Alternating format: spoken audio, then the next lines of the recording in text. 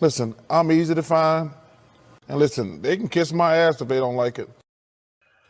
What's going on, ladies and gentlemen? It's Nathan back with another video presentation. Yes, your eyes don't deceive you.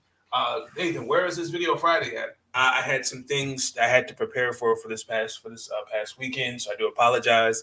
I had plans on going live Saturday evening, but I just was not. I was just tired. I needed a break. So,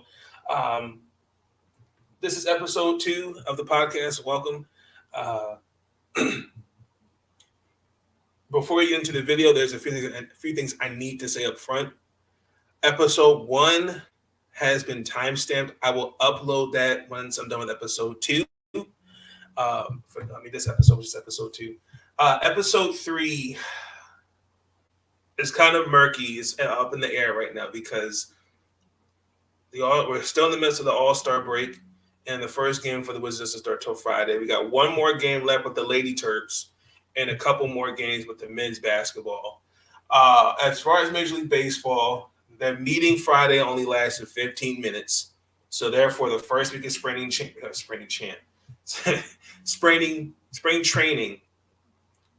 will be postponed.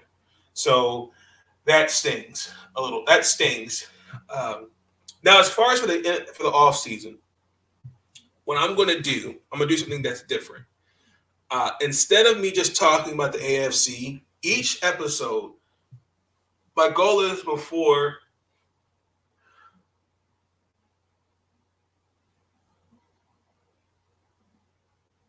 the combine to do each division of the NFL, what went right, what didn't go right, and what has to be addressed, who they should target.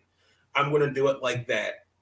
I'm also trying to map out my own mock draft for the NFL.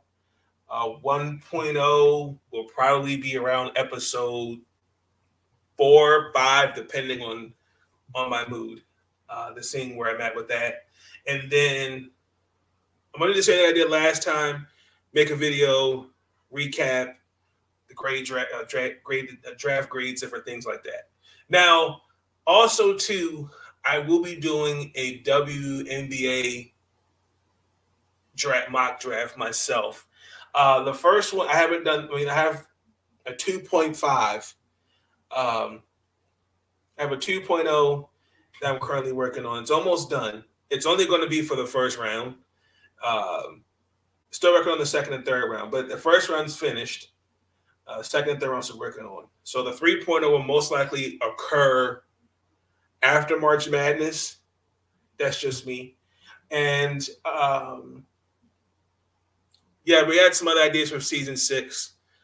Season 6 progresses, but we're still kind of I'm still working some things out. Trying to reach out. I haven't reached out to people I want to bring on the podcast yet. So we'll see how that goes. So in this episode, we're going to talk about a couple of things. Is Matthew Stafford a Hall of Famer? I'm just going to give my 2 cents on it. Then some of the things on the NFL. It was day 78 on Friday. Of them not having any coming to any common ground whatsoever. My topic this for Friday's what's supposed to be for Friday's episode of Unsung African Americans and Heroes in Sports is going to be Big House Gaines, Clarence Gaines, former college basketball coach. Then I got to recap the Pacers and Brooklyn Nets. We played them both one of the All-Star game. I will be completely honest with you. I did not watch the All-Star game. This was a very disappointing All-Star weekend. The dunk contest was disappointing. The 3-point contest, it kind of lived up to it. Karl-Anthony Towns won. I know Team LeBron won tonight. I did see them honoring the 75 greatest players. There were some guys that weren't there. We'll get into that. And also, too, Maryland basketball. Tough loss the ladies took against Michigan. We beat Ohio State. We played Penn State. The men do. We beat Nebraska. And then, I'm going to revisit Leah Boston in the media because somebody reached out to me. Could you clarify what you meant on Aaliyah Boston, so I'll clarify that. Towson Basketball, WNBA. We're week 3, but it's Monday, so it's still week 3. And then Athletes Unlimited, week 4 finished, and now we're at the final week of Athletes Unlimited. We're into the final week of Athletes Unlimited basketball. Sad, I cannot believe that. We went 5 weeks went by fast. It really did. And then I'm going to talk about something that was trending on Twitter with the current reigning WNBA MVP, George Washington University's own Jonquel Jones, said something that really was really thought provoking, and it needs to be said. So we're going to get into that. But before we start, please like the video, comment, share the podcast. I'm on every Monday, every Tuesday, Friday. I'm also on Spotify via Anchor. All of season 5 has been uploaded on Spotify via Anchor, and the playlist on YouTube has been complete. We're still working on the timestamp, so be patient with me on that. So let's get into it. The first topic of the podcast is Matthew Stafford, a Hall of Famer. Matthew Stafford, now a member of the Los Angeles Rams, just won a Super Bowl. First number one pick back in 2009 out of the University of Georgia.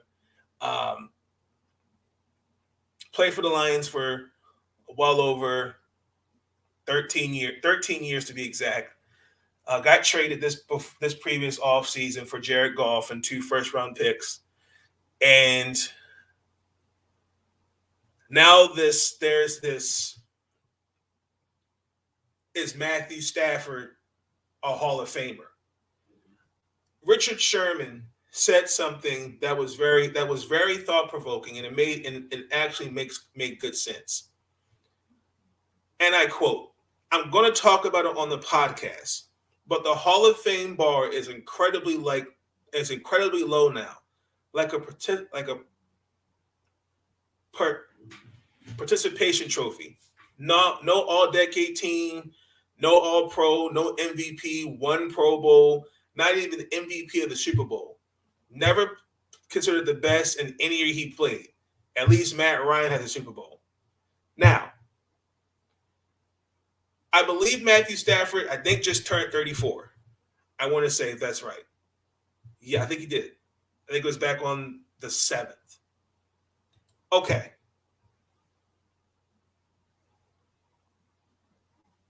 For four times in his career, he's thrown for 4,000 yards.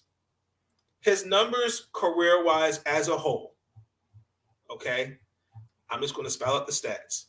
He's thrown exactly 49,995 yards, 323 touchdowns, 161 interceptions. His record is 86-95-1. He's been in the playoffs 3 times. Now make it 4, so he's 4-3 because he was 4-0 this playoff series with the Rams, but 0-3 when Detroit. You can spat out all the stats you want to me about Matthew Stafford. Matthew Stafford is not a Hall of Famer because these numbers were put up on bad teams. It's almost kind of like basketball. When we talk about the All-Star game, what's an All-Star? You're putting up those kind of numbers on bad teams, that's irrelevant to me. You want to play with many great players. I keep hearing it all the time. Well, Matthew Stafford never had any help. He had help, but not help like Joe Montana or Tom Brady or Steve Young. He had, besides Calvin Johnson, a couple years he had Golden Tate, Marvin Jones. He had T.J. Hawkinson. He had some. They weren't reliable. They weren't stars, but you had that's what he had. It's not like, oh my gosh, like this man for 13 years, like Wait, what are we talking about? We're sitting here acting like Matthew Stafford was a victim. Ladies and gentlemen, he chose to stay with a team. He was loyal to a team for 13 years, who we all know is a dysfunctional franchise. We all know that. Why would I put a guy in the Hall of Fame, no All-Pro, 1 Pro Bowl, no MVP? I mean, the numbers speak for itself. Like if he put those numbers up, if he was on a good team for like the last 5 years, I would say yes, definitely Hall of Famer. But for 13 years, no, he was on bad teams. But I think all this hype, because oh my gosh, he got out from under the curse of the Detroit Lions. He finally got a ring. Now everyone's on the Matthew. There are some that are on the Matthew Stafford hype bandwagon. Let's put him in the Hall of Fame because it's a simple. For 13 years, Matthew, we're so sorry that you had to endure mediocrity. But ignoring the fact that he signed $200 million contracts, ignored the fact that he could have put his foot down and got him some help after Megatron had left. I'm all about staying loyal to your team, but if you're not going to give me some help, why would I stay there any longer? I would have left the year Calvin Johnson retired. That's just my opinion. I don't hate Matthew Stafford. I think he's a good quarterback, but he's not a Hall of Famer. What is the true definition of a Hall of Famer? We just can't put everybody in the Hall of Fame. If that's the case, Joe Flacco's a Hall of Famer, and Joe Flacco's a Hall of Famer by default. If we're going off by he won a Super Bowl, well, Joe Flacco has a Super Bowl MVP. His playoff record is immaculate compared to Matthew Stafford's. And also, too, the numbers are not like Matthew Stafford, but they're there. Good evening, sir. Stopping through before I question. They have a killer show. Thank you, Anthony. I appreciate that. Drew Bledsoe as a Hall of Famer. Vinny Testaverde. This is not a lifetime achievement award. I'm not going to put everybody in the Hall of Fame. The numbers, they're inflated. They were on bad teams. Think about this. Is throwing for over 4,000 yards, okay, what if he did on a good team? I'm okay with that. But what are we really saying here? Well, Matthew Stafford has the numbers, but we're gonna shove aside the mediocrity that he was a part of for 13 years. I'm sorry. Some of y'all may think I hate on the guy. I'm a hater. I'm just giving my opinion. We can be diverse in thinking. We can disagree. Some people think he's a Hall of Famer. I don't. If Matthew Stafford had 3 to 5 good years on a winning team, I'd say yes. But one season, and they win the Super Bowl, all of a sudden and it qualifies to be a Hall of Famer. But ignore the last 13 because, we all know the Lions. No. That's not how it works. No. If that's the case, then put everybody that has the numbers that qualifies to be a Hall of Famer, just put them in the Hall of Fame. Put them in there. Because, what truly defines a Hall of Famer? Being on a team for 13 years of mediocrity that you seem to be okay with. He didn't win a playoff game the first 3 years, 2011, 14, 16.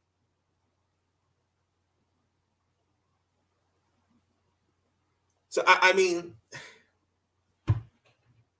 I'm sorry. I can't put him in the Hall of Fame. I'm sorry. I think he's a good quarterback, but I'm not going to ignore these numbers are inflated because he was on bad teams.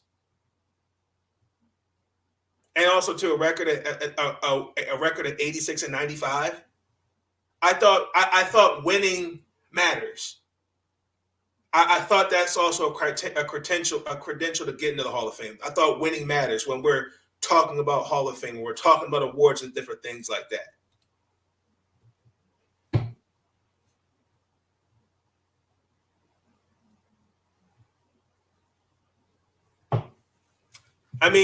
If anything, he's at a first ballot.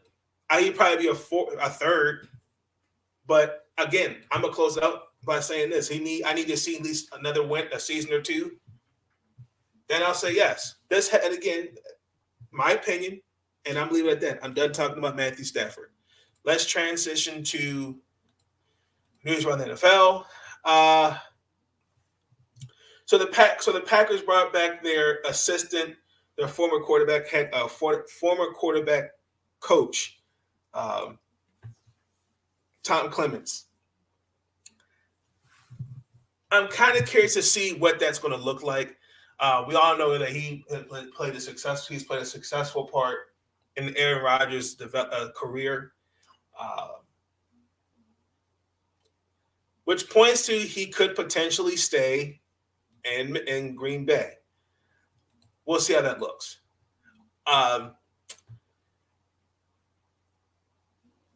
The Dallas Cowboys, they allegedly they settled with cheerleaders. Apparently, there's allegations of misogyny, different things like that. It would not faze me if you hear that more with other teams. I know the Washington football team. I know that they're trying to get. I know the league wants to go further in the investigation with the Washington Commanders, but it's all a mess. I'm surprised that wasn't talked about with Dallas compared to Washington. That's just me. But like the old saying goes, money talks. Brian Flores was hired as a defensive assistant and linebacker coach for the Pittsburgh Steelers. Congratulations, coach. But one question. What does this mean for the lawsuit? That's my only question. Ricardo Allen is retiring from the Cincinnati Bengals. Shocked. I was actually kind of surprised. So he was drafted in the 5th round back in 2014 by the Atlanta Falcons. He was second on team Big Ten 2011 to 2012. Only signed a 1-year deal with the Bengals. He backed up Jesse Bates and Von Bell. So yeah. So best wishes to him as future endeavors. Let's see what else. I will get into, like I said, you will see my mock draft probably Friday's episode. Friday. But I'm going to work into trying to get all throughout the division, what each team needs to work on, what went right, what didn't go right. So be on the lookout for that. Eric Weddle's going to be coaching a high school team in San Diego because he announced his retirement for the second time. Congratulations. The Vikings hired their passing game coordinator for the Rams. His name is Wes Phillips as offensive coordinator. So congratulations to him. Charlie Taylor, former Washington Redskin, now known as the Washington Commanders. He was inducted into the Hall of Fame in 1984. He passed away. He's 80 years old. So he played with Washington for 13 years, Rookie of the Year, wide receiver, running back, just an amazing player. He was the 3rd overall pick in the 1964 NFL draft. And ironically, he was drafted by the Houston Oilers, the 9th overall pick by the Oilers, because he's played for Arizona State, but he chose to stay in Washington. So let me just pull off his numbers. He was a key member to leading Washington to the first Super Bowl appearance. He's a member of the All-60s team, first team All-Pro in 1967. He led the league in receptions twice. He retired with 649 receptions, 9,110 receiving yards. At the time of his retirement, was 4th best, 79 TDs, and 10,598 scrimmage yards, 6th at the time. So, rest in peace, Mr. Taylor. Definitely a hard one for the Washington community.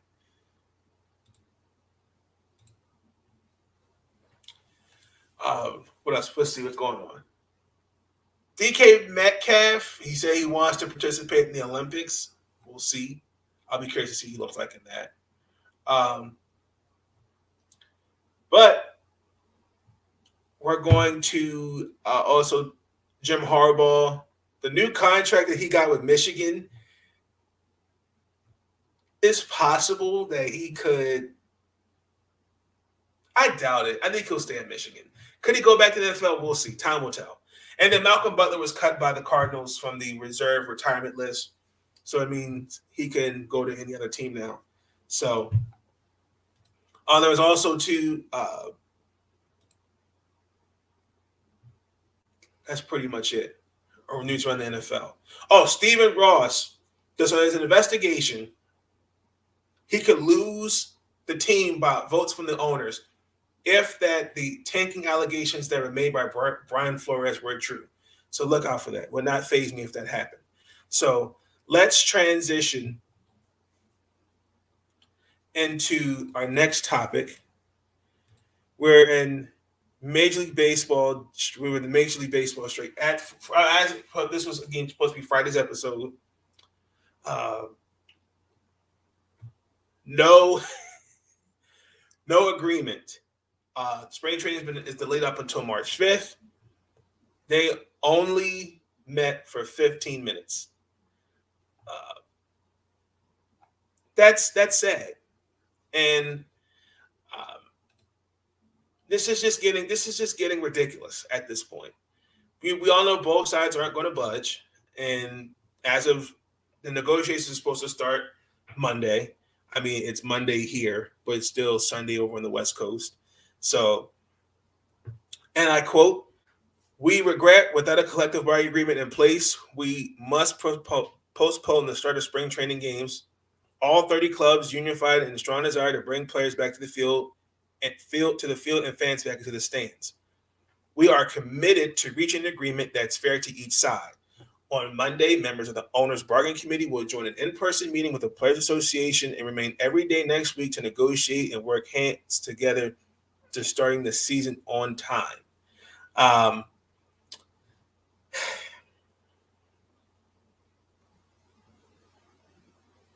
I mean, the biggest issue is the revenue sharing, service times for the players when they especially go to arbitration, and the amount of money that the players are getting, and also fixing this tanking thing, where I've already talked about it, but that's here and there. Until then, I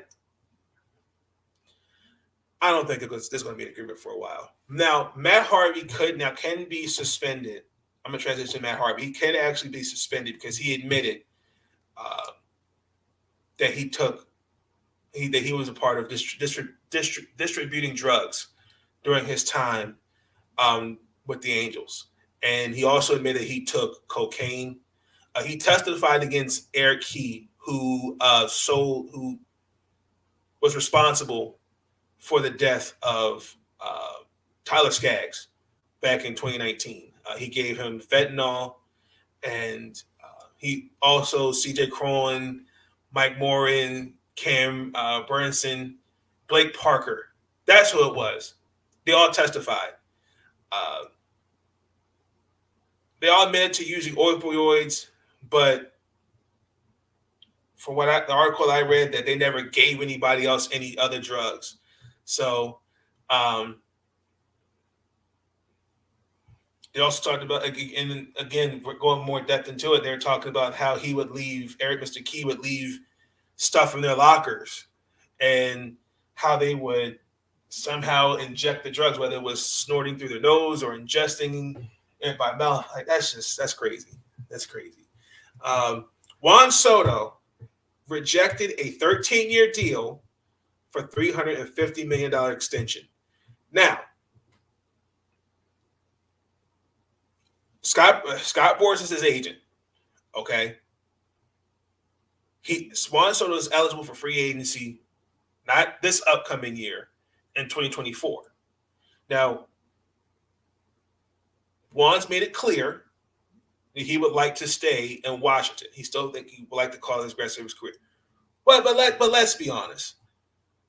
It's the money, okay? Because Mookie Betts just signed a 12-year deal for $365 million with the Dodgers, okay? And then Mike Trout got a 10-year deal, $360 back in 2019.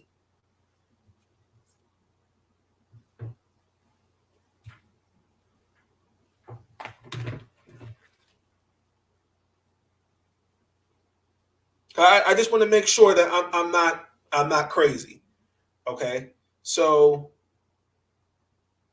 that's $15 million. I just want to make sure because I'm not $350 million, a 13-year extension, and you turn that down.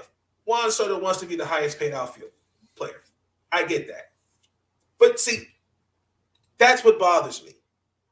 That contract to me, in my eyes, if I'm a GM, I would think that's a totally fair. That's a reasonable contract to extend into. But it's the money. Because he's saying, well, Mookie got more, Mike Trout got more. And see, this is exactly what bothers me about the players today. It's the money. And I'm not giving any player, especially in baseball, no 13, 14-year contracts. It's not happening. I saw it with Albert Pujols. It failed. Robert Cano. Mike Trout is starting to show. Mookie Betts. Because guess what? Every market's different. You can't pay certain players. And guess who that hurts? It hurts the smaller market teams. Now, this is just me. I have a theory. I'm also thinking because the Washington Nationals since 2019, ladies and gentlemen, are going into rebuilding mode. Guys, especially when they get that taste of champagne and all that, when you hear rebuild, I don't want to be part of a losing team. I want to be part of winning. Guess who that hurts? That hurts teams like this or the Nationals. Just saying. I think he'll resign, but that pisses me off. It really does. We're going to transition to our next topic. It's unsung African American heroes in sports, and where the subject is where I talk about a player, coach, whether it's football, basketball, baseball, does that matter, where they've had their impact on the game and from then when they started till today. And I'm going to talk about Mr. Clarence Big House Gaines, a former head coach at Winston-Salem State. He actually went to Morgan State University, played there from 1941 to 1945. He coached from 1946 to 1993. First African-American to be inducted as a coach into the Hall of Fame. Also won the national championship in 1967. 8-time CIAA champion. He was also Division II Coach of the Year and 6-time CIA Coach of the Year from 1957, 61, 63, 70, 75, 80. Interesting enough, the person before him left, and Mr. Gaines became not only the head coach for basketball, but he also too was the football coach. He's also the athletic director, trainer, and ticket manager. And he also taught a couple classes for what I did. Was interesting. I believe Coach Robinson, he also coached at Grambling State, was also kind of in that position too. I think at one, like the band instructor, different things like that. Give me 1 second.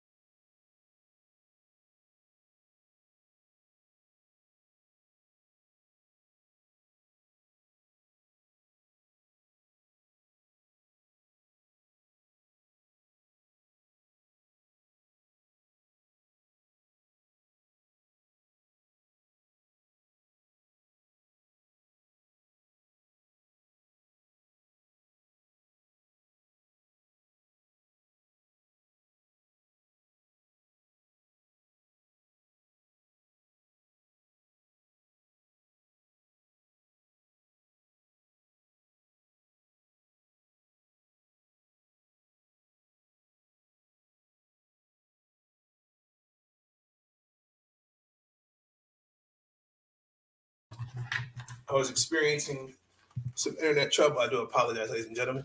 But back to what I was saying about Mr. Big House Gaines. He coached, again, like I said, from 1946 to 1993. His coaching record, 828 wins and 447 losses. Wow, that's beyond amazing. He coached a couple players, Earl Monroe, Earl the Pearl, Cleo Hill. He was the first African American from an HBCU. He went to Winston-Salem State to be drafted in the NBA from HBCU, and also too, because he was drafted by the then St. Louis Hawks, which now the Atlanta Hawks, and then also too, Stephen A. Smith. He also played for Big House Gaines, and I mean, just an amazing career he's had. He's 9th of all-time wins. He was inducted to the Basketball Hall of Fame in 1982. He has the athletic center named after him, and also to the basketball team, the Winston-Salem State CE Big House Gaines Athletic Hall of Fame. That's also named after him. The National Sports Media Association also established a Clarence Big House Gaines College Basketball Coach of the Year. Basically, that's what is anyone that's in Division One that may not get recognition from the mainstream media. That's what the award is for. So he had passed away in 2005. He was 81. So rest in peace, Mr. Big House Gaines. Really, really good. And also he was inducted into the College Basketball Hall of Fame in 2006. So well-deserved. Check him out. Big House Gaines. Really, really good guy. Rest in peace, Coach Gaines. Let's transition into the NBA. So, I mean, we're in the All-Star break. I'll be honest. I was not in the mood for it this weekend. I didn't even watch the skills challenge. I saw the three-point contest. The dunk contest was just by far the most disappointing thing. I don't get it. I truly, truly don't. I like ever since 2016, I've just been turned off. I really, truly have been turned off from watching from watching the All-Star game. Because, I mean, the dunk contest, we really should not be taking that many opportunities for dunks. That's crazy to me. Opie Topin won, and like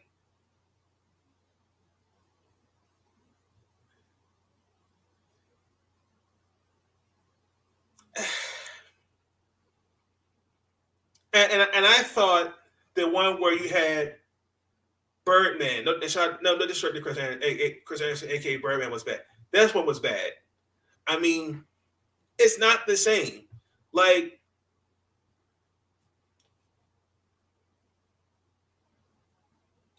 I refuse to watch it. So Opie Topin won. Carl-Anthony Towns won the three-point contest. The skills challenge, that's kind of cool to watch. Darius Garland, Evan Mobley, and Jared Allen won. So congratulations to them. Because it was the Antetokounmpo brothers, and then it was Scotty Barnes and Kate Cunningham and Josh Giddey. Oh my gosh, Scotty Barnes, he's gonna be on Shaq to the Fool. That was crazy. And then the celebrity game, like, that was cool to watch. I mean, Team Walton beat Team Neek 68-51. I know Derek Wnba was playing in there. Myles Garrett had a couple nice dunks. Kareem Hunt was playing in the game too. Who else was in there? Machine Gun Kelly, Jack Harlow, Anderson Varejao.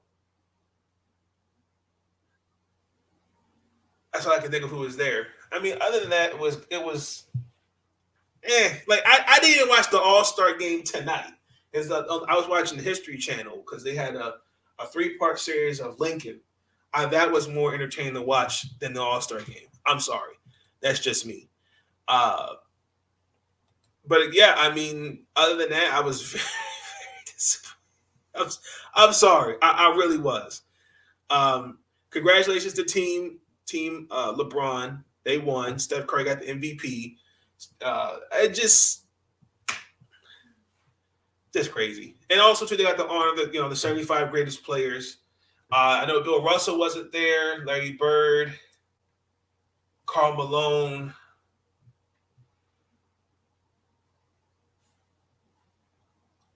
Willis Reed,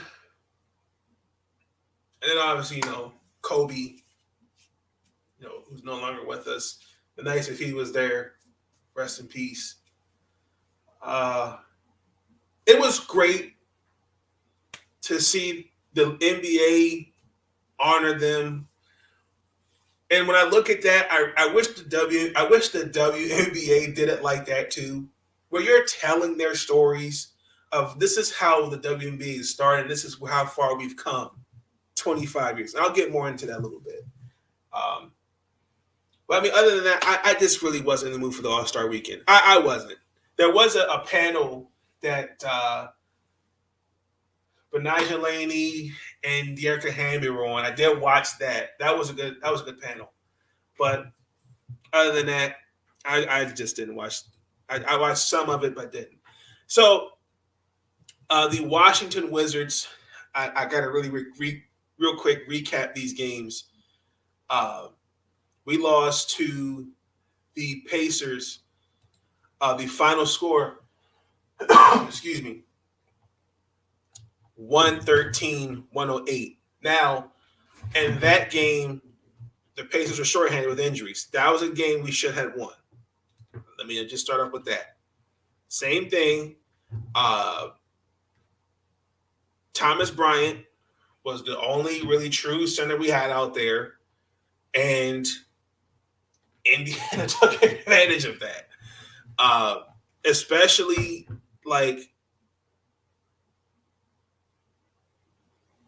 to the point where it's like, before the game layup line, that's what it looked like. Like they had 74 points in the paint and shot a little under 55%. We had no interior defense. And that's why I kind of miss. I wanted Martrez back. I'm hopeful that Kristaps Porzingis will be back when we play the Spurs Friday. There's no answers, none whatsoever. And then again and then we got into the fourth quarter. We were down 13. Like we couldn't get. There was a key stop, and late in the fourth we couldn't get that.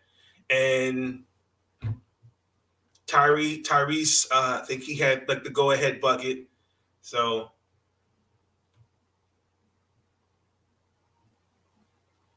I know Kristaps.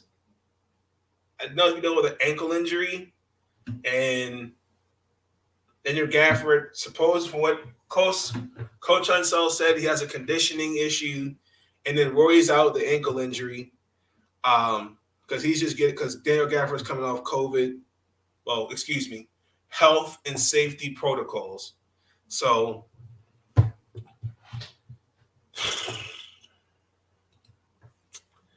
we played the Brooklyn Nets. This was our final game before we went on All-Star break. We won 117-103. Now, Rory is coming off the ankle injury, had 20 points. Casper had 16. Ish Smith had a good 15 points coming off the bench, and then Danny had 13.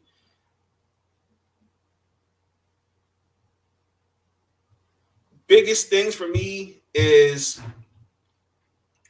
we took advantage of a team that doesn't have Kyrie, that didn't have Kyrie, didn't have KD out there. I think Joe Harris didn't play.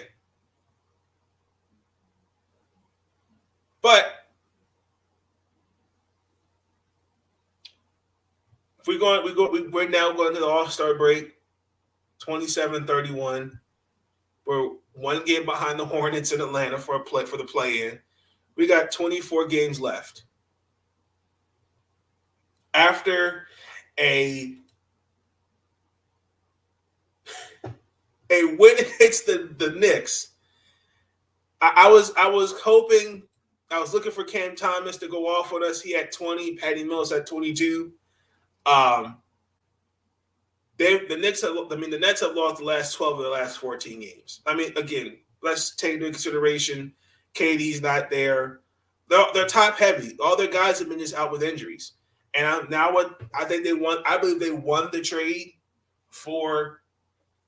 Now they got Ben Simmons, who could be back. KD's will be another probably week or two. I'd say 1 or 2 weeks away from coming back. And then you got Kyrie, who's going to be playing just part-time. He's going to be playing road games. So, how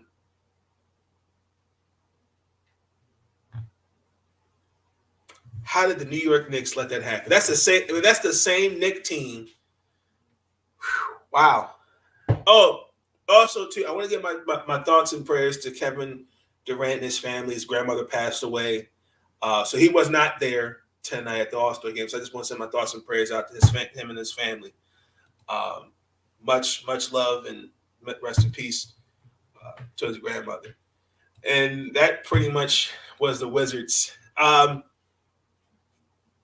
kind of curious to see what we're going to look like. Kristaps Porzingis talked about how he prefers to be more of an inside player. So I'm kind of curious to see how they're going to implement him in the system.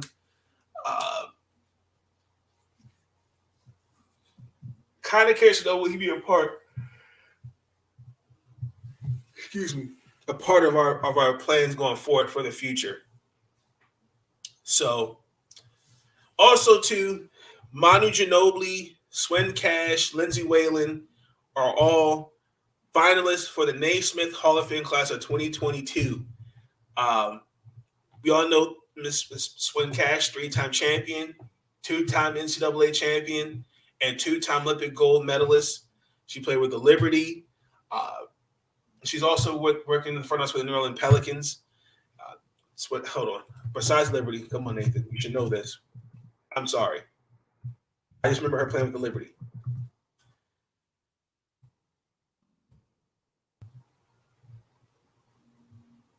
Detroit Shock, Seattle, Chicago, Atlanta, and then the Liberty. Oh my gosh, those last I should have known that. I should have known that about she played with Detroit. Miss Swin, I'm sorry. I apologize. And you all know Lindsey Whalen with the Minnesota Lynx. Lindsey's coaching at Minnesota. Manu Ginobili, and also too, not just Minnesota, Connecticut too, because she played with the Connecticut Sun. I'm sorry. Manu Ginobili, I don't know, Spurs, Big Three, Tony Parker, and Tim Duncan. Tim Duncan wasn't there neither at the All-Star game. Besides the point. And then also too,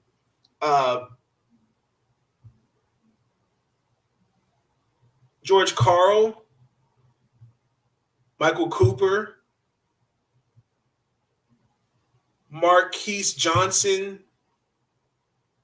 Maureen Stanley, Tim Hardaway, and then Lita Andrews. Now, Coach Stanley, who is currently head coach of the Indiana Fever, she coached on the college level at Old Dominion, and then at Penn State, University, USC, Stanford, and Cal.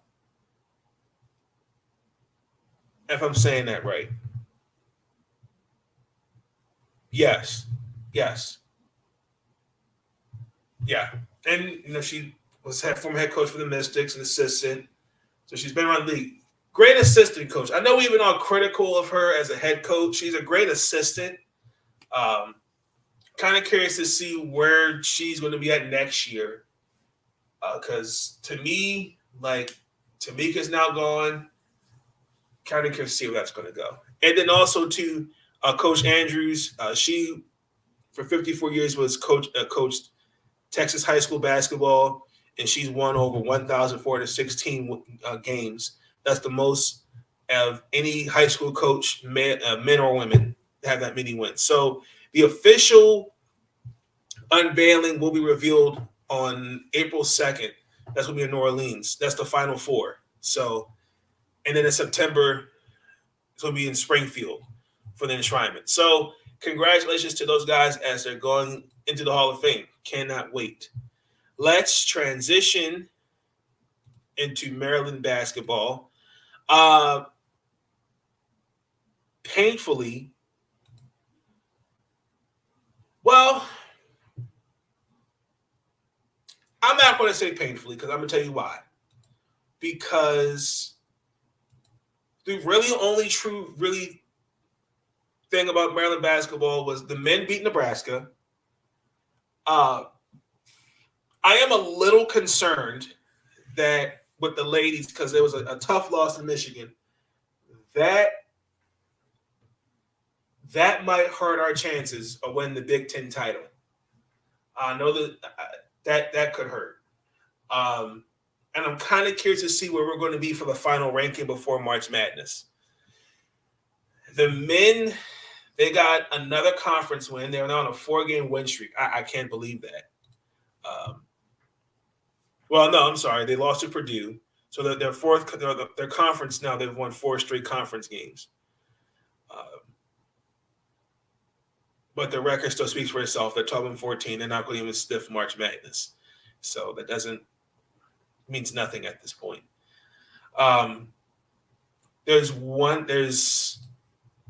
As of Friday, there's 5 games left for the fellas and only 1 game left for the ladies. And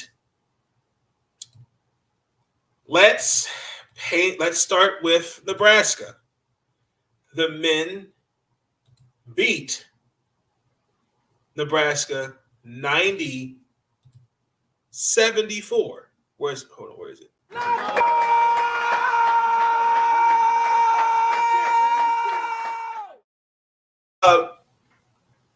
Couple of things I took away from that game. Eric Ilo did not start. I know he played, it was well under 25 minutes. I want to say it was like 23, 24 minutes. I know he's coming off, I know he's been, so what I've found out, he's dealing with a wrist injury. Did not know that. And that's why he didn't play against Purdue. And he only gave me a good 2 points and 5 rebounds. That was it. We got 5 games left. I would like the fellas to go out with a bang. Because it hurts. They could get out the 12th seed, which we are currently. We play Penn State on Monday. They're 10th place, and then Minnesota, who's in 13th. We got a rematch against Michigan State, Ohio State, and Indiana. And then again, those are must-win games. Now, in this game, the one thing I took away from when we played Nebraska was we took advantage of size, particularly in the paint. We outscored them 46-28. That was the biggest takeaway for me. Fats Russell had 23 points, and he was, to me, the key. We had 6 others. I can't remember. We had 6 other guys in double figures, and then again, Julian Reese, he had 11 points. He made all 5 of his free throws.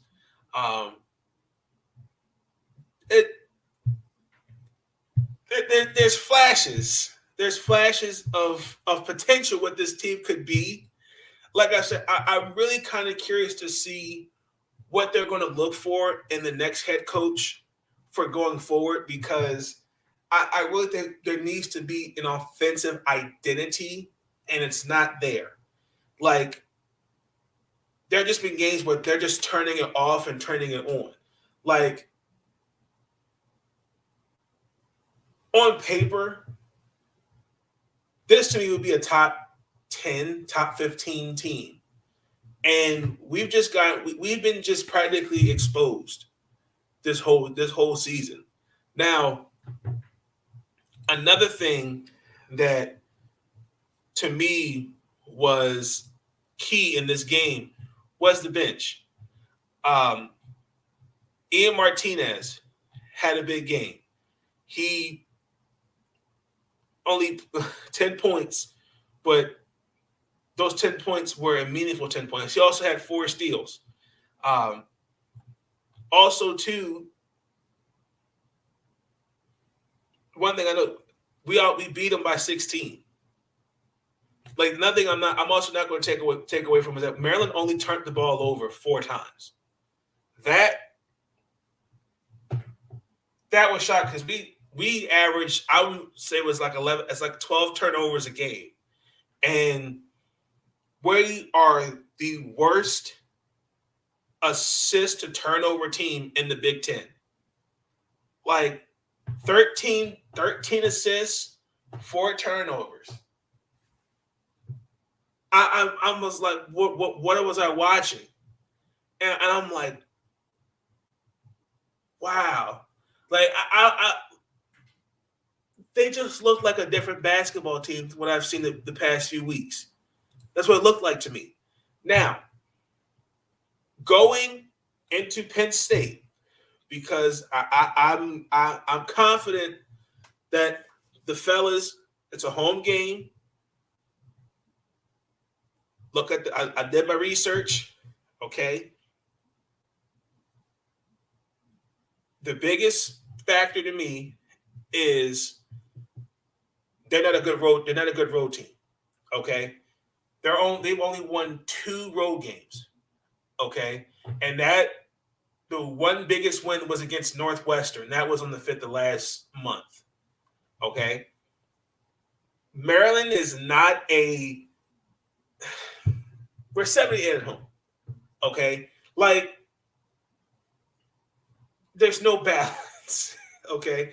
Now, I think that's going to be the key. We're at home, fans are going to give you that extra boost of confidence, and it makes the role players especially play more better. Now, looking at the Nittany Lions, their defense, okay, they're probably but besides Rutgers and Indiana, they're in the top 5 defense. Now, they allow only 65 points a game. That's behind Rutgers and Indiana. Okay? Now, think about that for a second. They've played Indiana, Northwestern, Purdue, everybody in the Big Ten, and Penn State's held them to that. That's something Maryland's going to take advantage of. How they're going to do that starts in the paint. We took advantage of size against Nebraska. Now, I've seen that. Look at the roster. They got a couple guys, a couple of them over 6'6". One, I think they have a junior that's 6'6", another one that's 6'10", 6'9", and they got some size.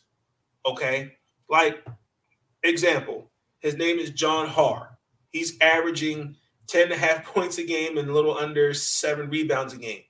Okay, we're going to have to get him in foul trouble early. Same thing. Seth Lundy, he did not play against Ohio State because it was they didn't specify what it was.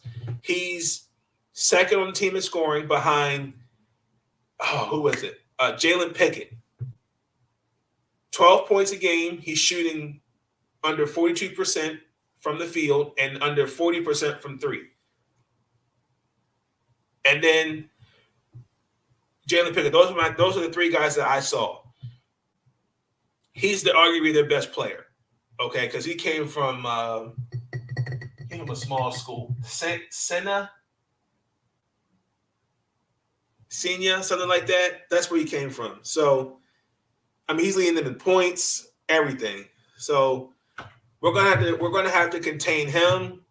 I mean, again, paint presence, getting them to commit foul trouble early, getting them to commit turn the ball, keeping the turnovers low. Again, we're not the greatest we're the worst assist to turnover team. We have 4 turnovers, 13 assists. I'm looking to see if that'll carry into this game. And also, too, I don't know if Eric Ayala is going to play. I don't know. I doubt. I mean, he'll probably come off the bench. To me, I think the momentum. I wouldn't start if I would take away the momentum. That's just me. Now, he only scored 2 points and had 5 rebounds and he had 4 assists. So I'll probably see him coming off the bench. Now, I'm looking for the bench to really step it up. Like Ian Martinez, he stepped it up. Really, he stepped up against Iowa. He also stepped up against Nebraska. Julian Reese, I believe, will have a good game. They're both athletic. Like it's just like their games can complement everybody that's on the floor. I just think it's I don't know if it's system or what to me. And again, to get out that 12th seed would be big for us. Like we took out Illinois, then we beat Rutgers. Now we got Nebraska, beat them. Like Maryland,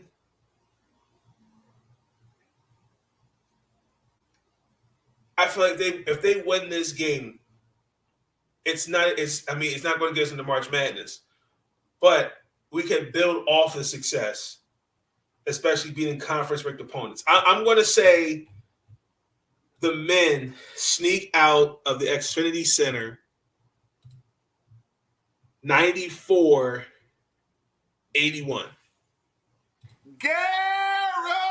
Guaranteed.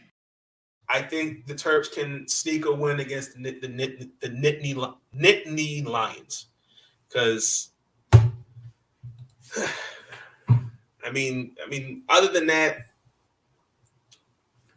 there's the good and bad and ugly to take away from this season. I mean, we know there's some things that have to be addressed.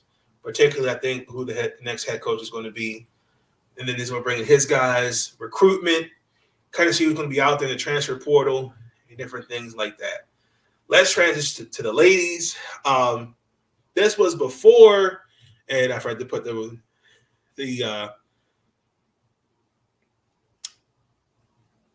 banner for Penn State. So let's transition to the ladies. We played Ohio State. This was Friday's game before we had lost today against Michigan. We beat the Thursday, excuse me. We beat the Ohio State Buckeyes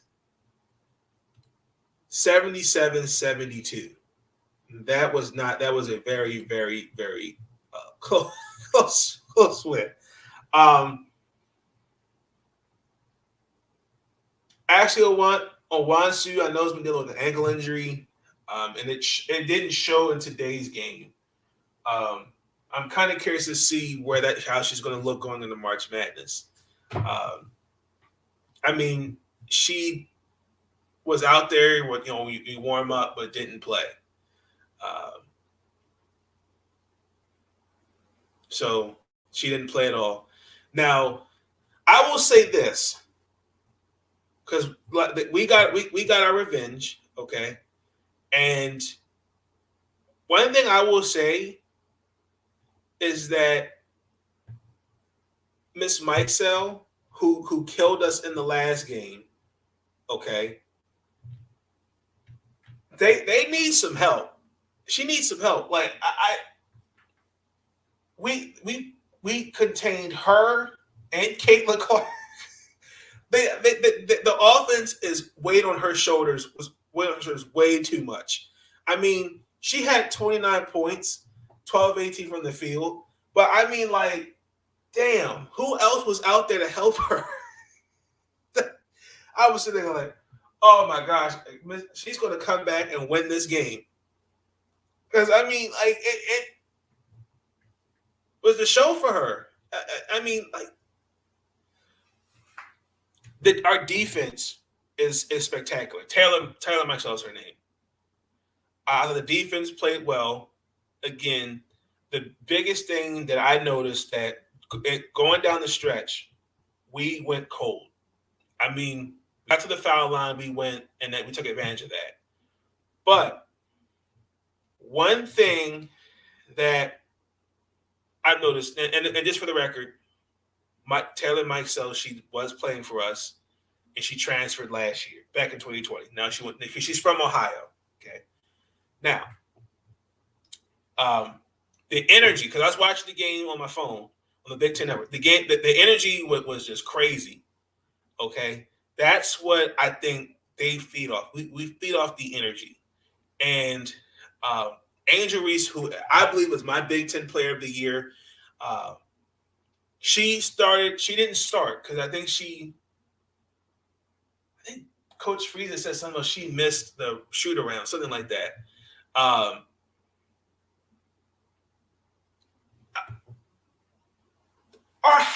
Okay, and I want to bring this up more when I get to the Michigan game. I was going to say it like this. Our offense, particularly in the first quarter, is like trying to get your foot out of mud.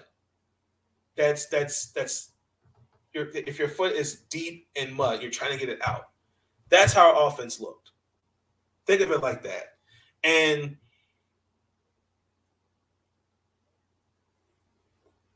against the Buckeyes, we out-rebounded them.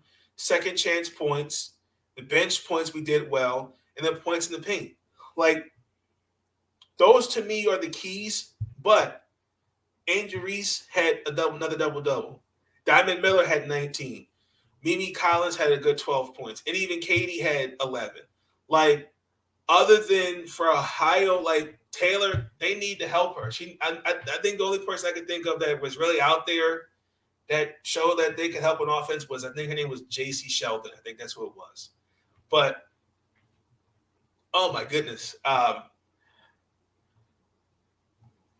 So, painfully, we lost today to Michigan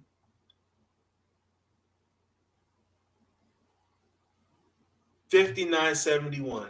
What the hell was that? Hey, what the hell? You freaking kidding me? Our 8-game winning streak was snapped by the Michigan Wolverines. It was actually Owansu's first game back after her ankle injury. What killed us, honestly and truthfully, our offense. And when I said think of it like your foot is stuck in mud. Your foot's deep in mud. You're trying to get it out. Our half-court offense,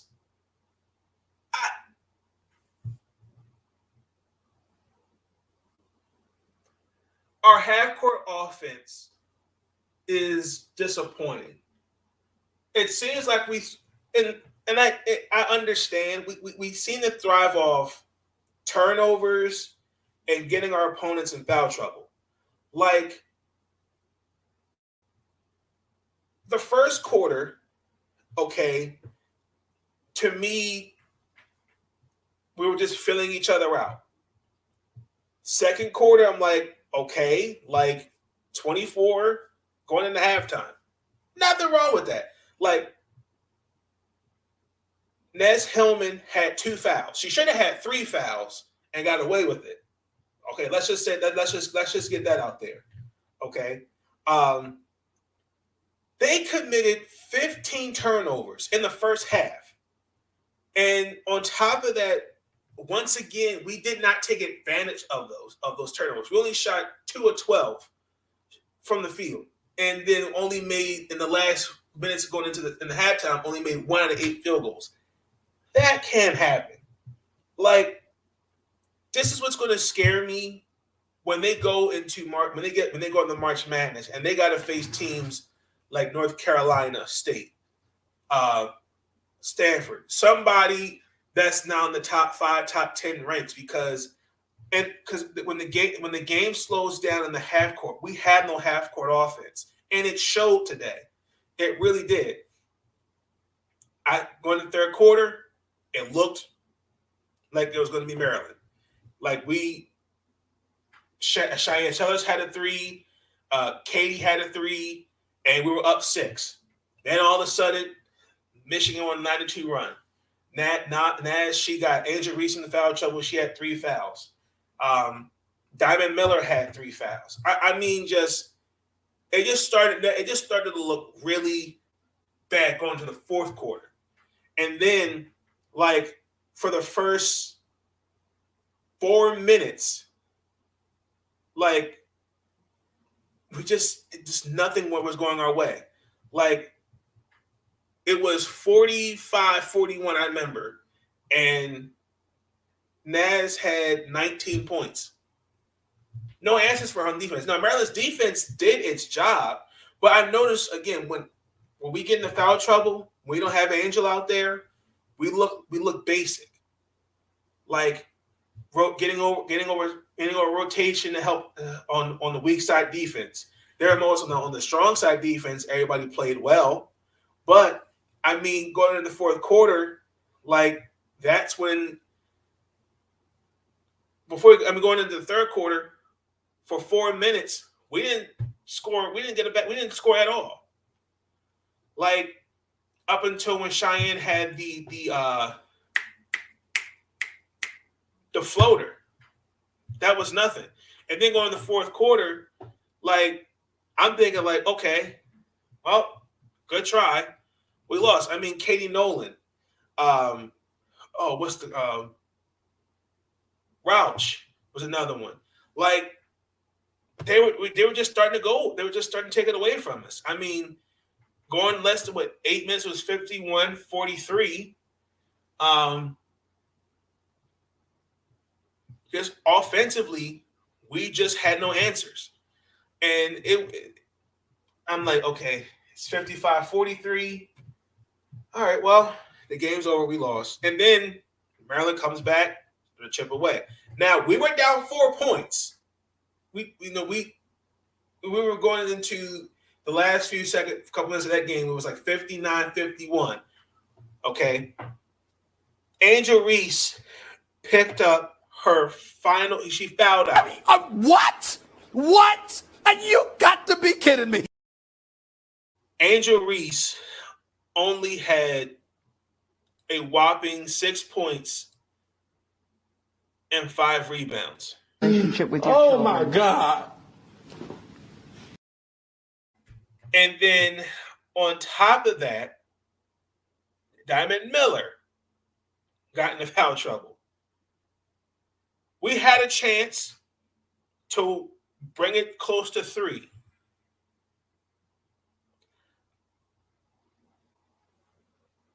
Ashley Owansu missed the go-ahead layup to bring it within 3. How do you do that? How do you do that? What the hell is going on? I mean, there were opportunities where they just weren't. There were some good looks, but they just weren't making shots. I mean, it just early in the game. I mean, there were a lot of points that are left out there.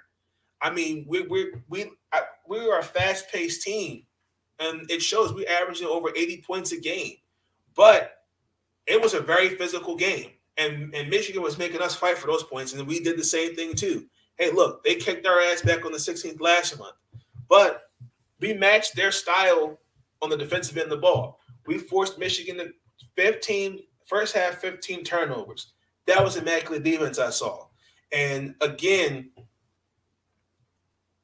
it just wasn't our night. I'm not going to sit here and act like it was the end of the world.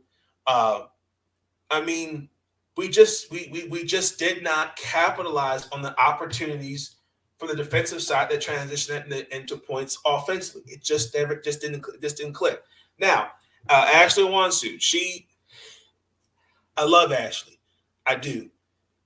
She finished up with a good 2 points, 0-3 from the field, and only shot 2 of 6 from the free throw line. I'm not sure. Again, she's coming off an ankle injury, so she's going to get a pass. Okay. And we're not going to start. We're not going to start this narrative. Well, we won 8 games without her. I don't want to hear that BS. Okay.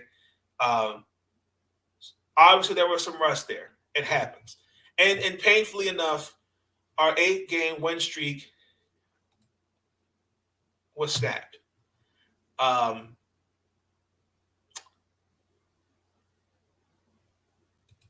So when are we going to say something about it? You know what? I'm going to walk away. I'll be right back because I'm scared I'm going to say something that might get me in trouble because I'm pissed. I'm pissed. We could win the title, the conference title. We beat Ohio State. I really would have wanted us to beat Indiana. I really would. I mean Michigan. I'm sorry. I really want this. To me, was like a big win, only because of we were first place, and now Michigan's first place, and like we're still in position to win the conference because we played Ohio State, and then we got to turn around. I think our last game is against Indiana. So, that's going to be tough. Now, me personally, I'm curious to see where the ladies are going to be in the final ranking of the final ranking. I'm crossing my fingers and hoping that they're still within the top 10, top 15, because I'm just going to have to just hope that they're going to be I believe they're going to be a top 16 seeded team. And fun fact, I mean, for some odd reason, we play better when we're ranked when we're seated that high. That's interesting to me. I'm not upset or frustrated. I'm hurt because like these last 8 games, man. Like regardless of all the injuries that we've had, we lost faith for the year. Then the first half, I mean, we didn't have everybody. We were in the Bahamas. We didn't have a full healthy squad. And like to see like just the adversity that these girls have gone through, I'm not going to this season. I'm not going to take that away from them. They've been playing their ass off, and they deserve it. I still have injuries as my Big Ten Player of the Year. Brenda Freeze, she's still to me top head coach, one of the best coaches in the game, and it just shows. I mean, we've been consistent at winning under her leadership. Next year's class is going to be really good. Diamond Miller, in my opinion, is not WNBA ready yet. I still need to see some things from her. I mean, she definitely has the skill set to be in the league, but she's not ready yet. Not ready. Let me give me one more year. So,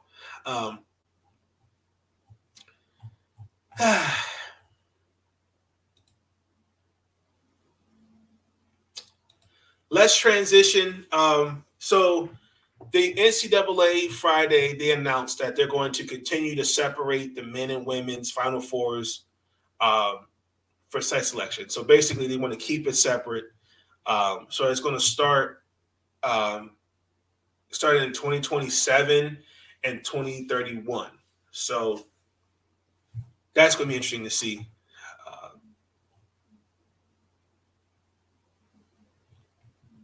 Hoping Maryland's in the Final Four. Fingers. But really quick, a couple things I wanted to talk about before we get into Leah Boston. I wanted to talk about what happened. I saw what happened. I caught the end of it. Michigan versus Wisconsin men game. The Wolverines lost to the Wisconsin 77-63. Juwan Howard and Coach Guard had got into it. There was an altercation. I'm not going to play the video. Everyone should have seen it by now. If you're not already, Juwan Howard you couldn't see it, but he was upset because there was a timeout that was called, and he had said something. You could see on his face that he did not like the timeout being called. And Coach Guard had gotten his face, put his fingers in his face, and let him know how he felt. And then one of his assistants came over. Something was said to Juwan Howard for him to go off like that. Now the same thing against when we played them last year. Something was said for Juwan Howard to go off like that. Now I think it's crazy that we're calling for the man's job. Question. Now pay attention to that because I keep saying it. The media controls and spins the narrative. I've seen Tom Izzo do that. My dad told me about Coach Bobby Knight. You know what they said? Oh, that's just Tom Izzo being Tom Izzo, or Coach K being Coach K. Penny Hardaway, Juwan Howard, for example. You have to control your emotions. You have to be better than that. It's kind of like, well, what about Coach Guard? Because got in his face, and then on top of that, his assistant had said something for him to go off like that. Juwan Howard should not be fired. I do believe he should be suspended. Take accountability, and let's move on from it. I mean, I understand that. I mean, both sides, but we all know the media is going to have a field day with this for the next couple of days and go, well, Juwan Howard, that's not how we lead young men. But what about Coach Guard from Wisconsin? What about that? But also, too, I got to give the Wolverines some love. They stood up for their coach and let them know. Now, what was even funny, one of the assistant coaches for Wisconsin did the DX chop. You got to I'll leave that link in the description for you. But I'm not calling for that man's job. I'm not. Because, I mean, if you look at the video, something was said for him to go off like that. Had to. So, now Coach Crean from Georgia, he's going to be fired. I think he just got fired. Coach Tom Green, because he failed to report a physical altercation between two of his assistants. Wow, you have to do that. But also, too, Georgia's not really having a good year. I think they're like 16-20, and they're like 1-12 in the conference play. So, wow, that was announced on Friday. So, yikes! Now, be on the lookout because March Madness. I'm going to do a live bracket for my March Madness, which I'm pretty sure is going to be like messed up after the first round. Because there's always that Cinderella team that always ruins it. And also, too, we're going to break down who got in the March Madness and who got snubbed. So be on the lookout for that. Now, let me transition. This is a revisit topic from last episode. I was talking about Aaliyah Boston and the media. Now, Aaliyah Boston, I will continue to say it, is Player of the Year. Guaranteed. However, there are people in the media that are pushing for Caitlin Clark because their player that they wanted to be Player of the Year from the start, they already had their player, but their player has been injured and is supposed to be back soon. Who am I talking about? Paige Beckers. Who's a good basketball player.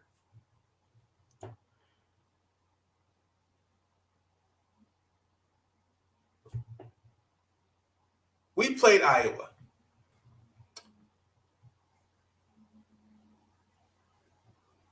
not one time I saw headlines like Angel Reese and Caitlin Clark were trading buckets.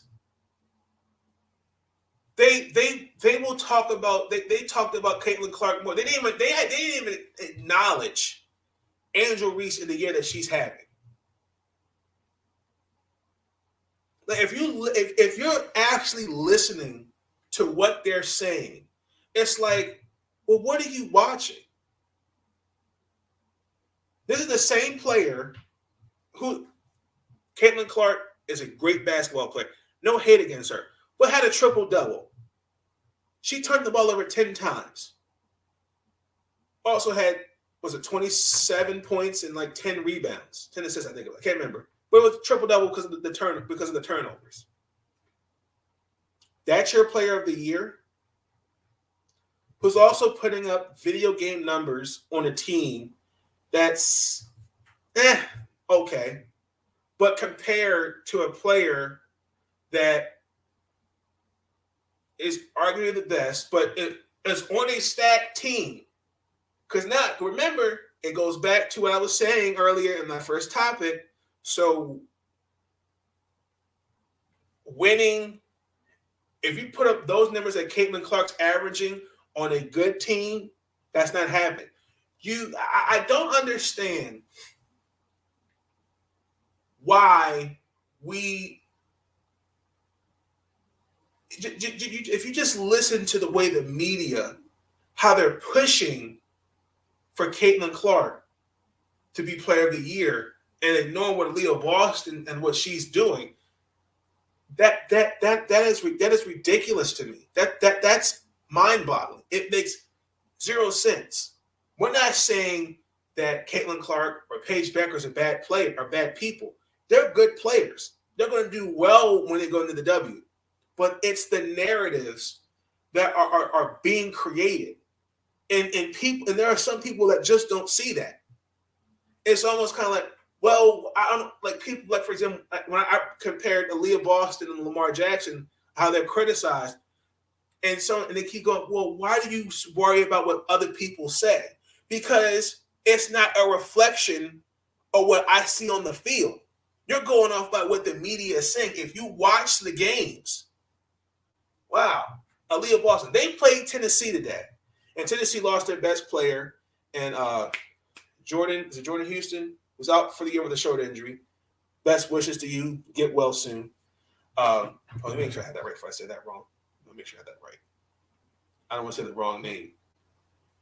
Because it was their point guard.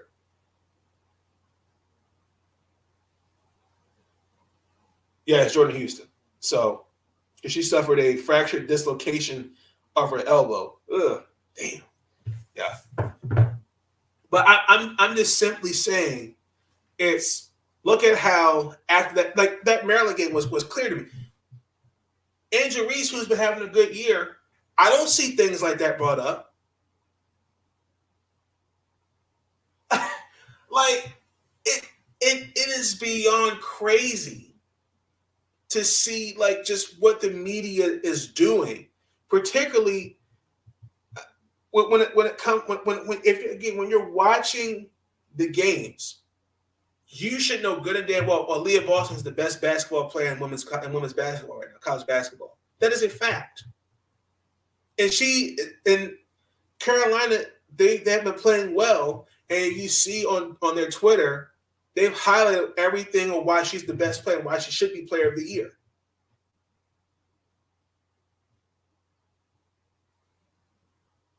It's crazy. I just don't understand why we have people in the media doing that. I just don't. Let's transition to Towson Basketball. Also, too, you're going to see the same thing for me when it comes to for the women as well. Who I think is going to be I'm going to do a bracket for them. I'm going to try to keep up with most of the games as best I can. We'll take it from there. Now, let's get into Towson Basketball. So the ladies, I know I'm like since Friday, They played University of North Carolina at Wilmington. They beat them 67-51. We played the College of Charleston. We beat them 85-57. We got Hofstra on Friday, the 25th, and that's an away game for us.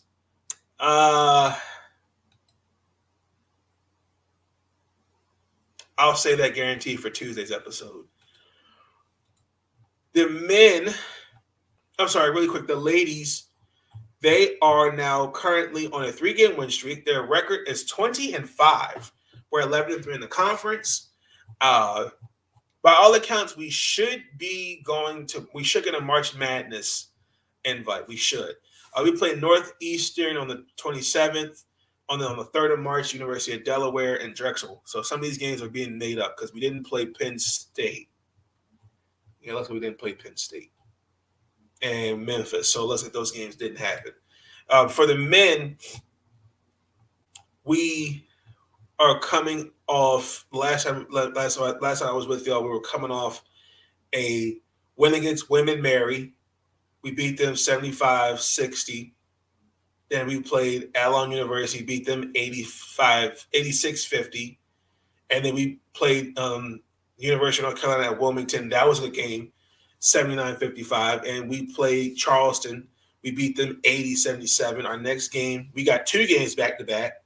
It's a home game for us Wednesday against James Madison. That's senior day. And then we got to go to Harrisonburg Saturday and play James Madison. And our final home game is against Delaware. So that is we're picking up that game from the 27th because that game was suspended due to what was it? Something about the stadium, our arena. So the men, we are now 21-7. We're on a 4-game win streak. We're 12-3 in the conference. I'm hoping as well we get in there with a March Madness tournament. So I'll say those guarantees for Tuesday's episode. Let's transition into the WNBA. Chris Paul got the inaugural Kobe and Gigi Bryant WNBA Advocacy Award. I'm not against that.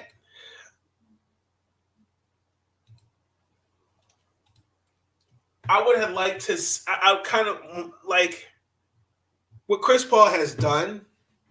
You know, he's definitely advocated for the WNBA and women's basketball, but there have also been a lot of others that are not in the mainstream media, like Ari Chambers, Khristina Williams, so many others that could have been considered. Like, yes, I understand that they played a big role last season for the Phoenix Mercury, where there was like a, first come, first serve to get tickets to go see the Mercury. I understand that, because he has a daughter. So, that's, father-daughter relationship, particularly with basketball and, young, I respect that. But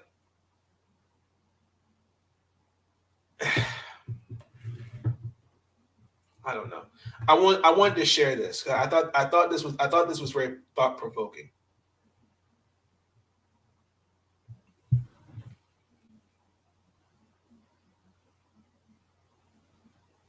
Where is it?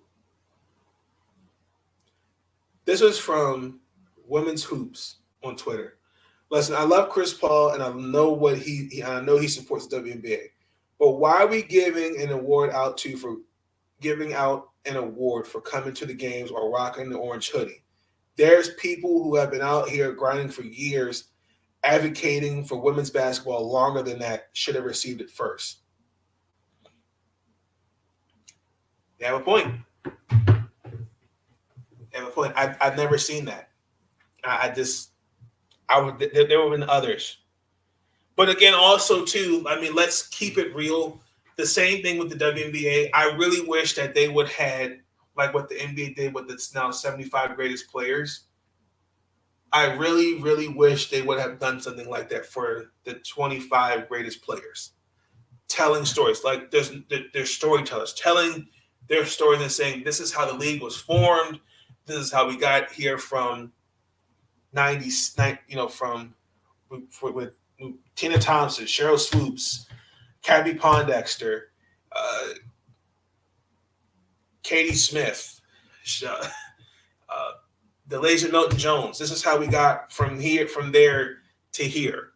And when we're going into the 26th season, and that's really like that's how it should have been. That's how it should be marketed. That's how it should be promoted. But I mean, I'm happy for him. I'm happy for him that he got the award. But there's others that have been in the trenches that have put work in day out, trying to get tell the story of the WNBA and the ladies that's been in and out the league. And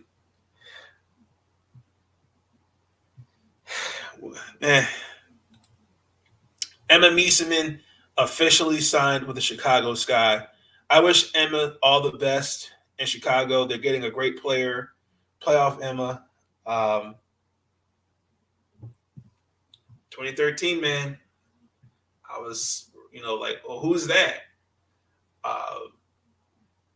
To watch as a fan, to watch her game grow from then until now. Like I said, they're going to get a good player. She has a good heart. I wish her all the best. This said, she didn't play at all last year. Would like to have seen her come back, because you can imagine that is a definite what if team. Definite what if. Tina Charles, Emma Mieseman, Elena Deladon healthy. That front court, that's scary. That would have been a scary front court. Sue Bird, she also re-signed with the Seattle Storm. Well, this is going to be her last year. They're going to run it back with her, Jewel Lloyd, Brianna Stewart, Mercedes Russell. We got Brianne January out there, because Jordan Cannon is going back to LA, going back home. So, looks like it's all set in stone. Liz Cambage and the Derek Fisher. I'm sorry. The Los Angeles Sparks, they came to an agreement. According to the reports, Liz Cambage, she took a pay cut. It was a 1-year deal for $170,000. I mean, the details were not announced Friday, but that's what I read on ESPN.com. I'm like, wow. So she took that's a pay cut, because the max is 196, and the max salary for the 2022 season is like $228,670. No, I'm sorry, not $228,000 and like some change. That's what it is. I know it's like almost. That's what the max salary is. I was like, she took below the max. Like, that's a pay cut. That's practically a pay cut. So, I mean, I think the squad's set. You got Taya Cooper. You got the Gumike sisters. Brittany Sykes. Katie Lou Samuelson. Jordan Canada.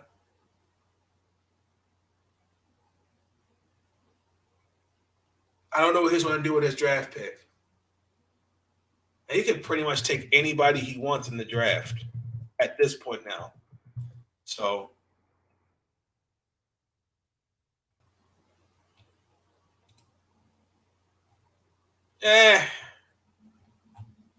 because he has the 9th pick. He can actually low-key trade that pick. It wouldn't faze me. I'm still kind of fearing. I'm still scared of what Mike Tebow is going to do with the first overall pick, because it's either Ryan Smith or Ryan Smith. Ladies and gentlemen, I'm tired. Ryan Howard or Nalasia Smith.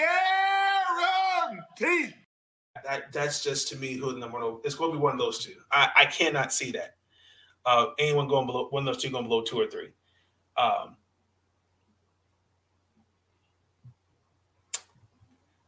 Mimi Jackson, the Mystics signed her to a training camp contract. She's actually been balling in AU. I'm really happy to see the women in the AU getting some opportunities, that they're getting an opportunity to be playing with the W. Taj Cole's going to Connecticut. Kalani Brown's going to Las Vegas. I'm really, really surprised Odyssey Sims not gotten a contract offer. I'm surprised with that. I think she can bring some especially some leadership, better leadership to like the young guards. That's just me. I'm shocked about that one. I'm like, wow, like did I miss something? So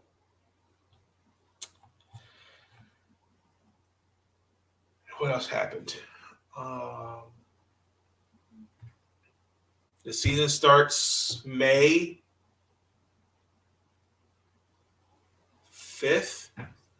Is that when it starts? May 5th? Hold on.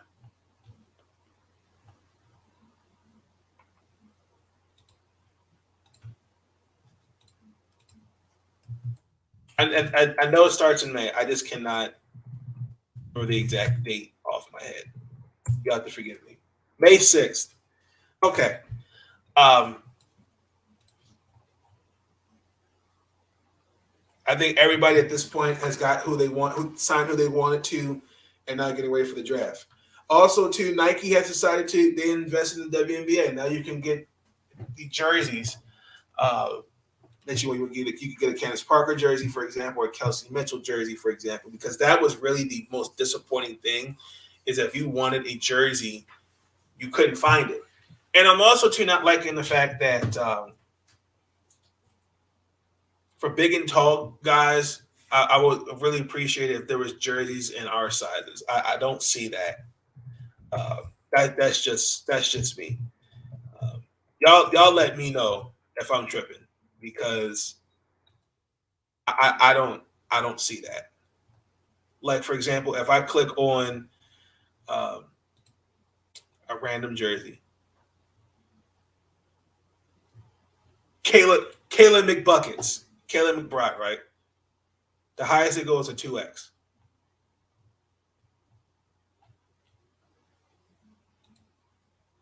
Just saying. Memo, WNBA Nike. You have some brothers that are plus size that like to wear, jerseys too. Like even like the men, they're out of 3Xs.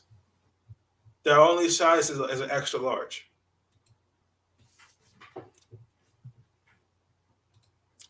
So let's transition. Athletes, actually, hold that thought. Jonquel Jones. So Friday, I was going to talk about this Friday, but again, just needed a little break, and plus I had some other stuff I needed to focus on, so I did not go live. I had this whole thing planned all out for Friday. Jonquel Jones, George Washington University's finest, current reigning MVP for the Connecticut Sun, in my personal opinion, is top 5 player. Guaranteed. Put a tweet out on early in the morning, and I quote, "It's all about a popularity contest and politics in women's basketball. In men's basketball, you just got to be the best.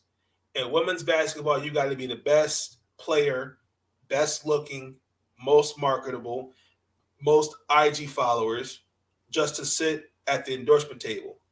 Thank God for overseas, because my bag would have been fumbled."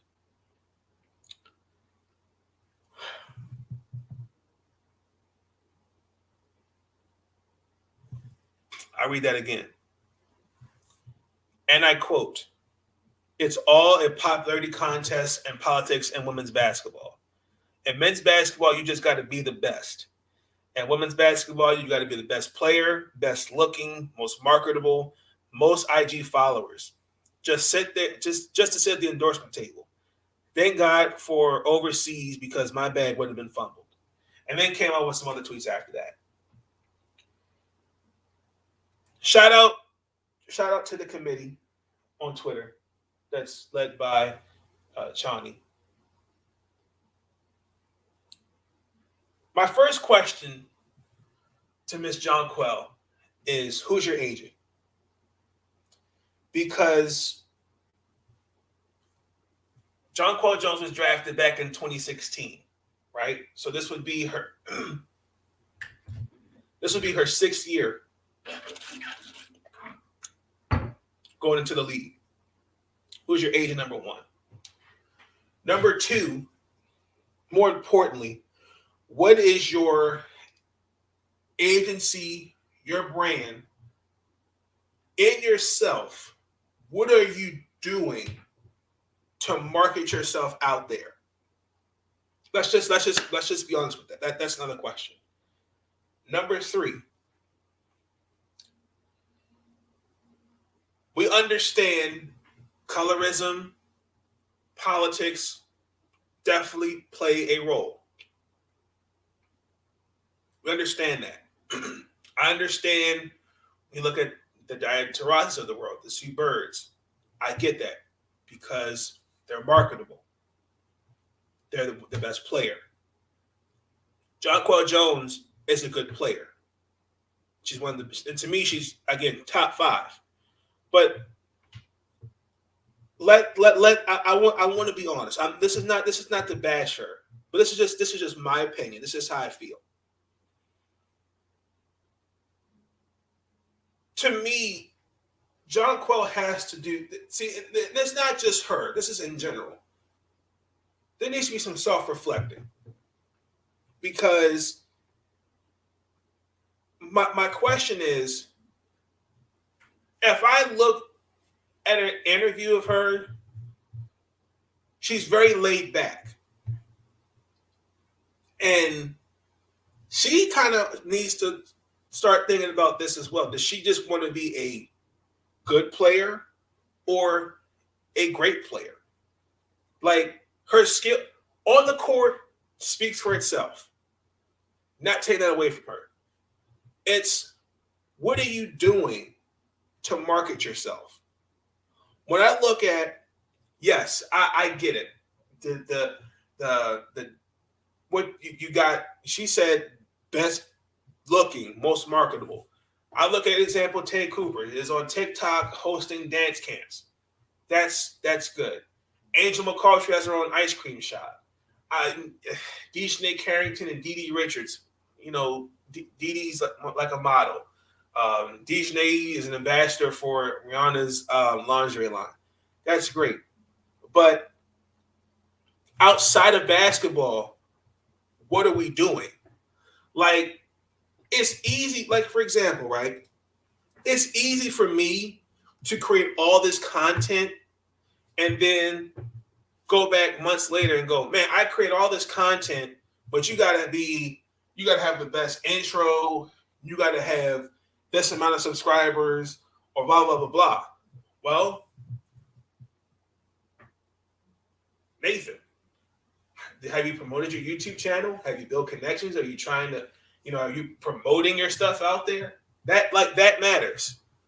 Like, to me, she needs to have some people around her that can help her market better.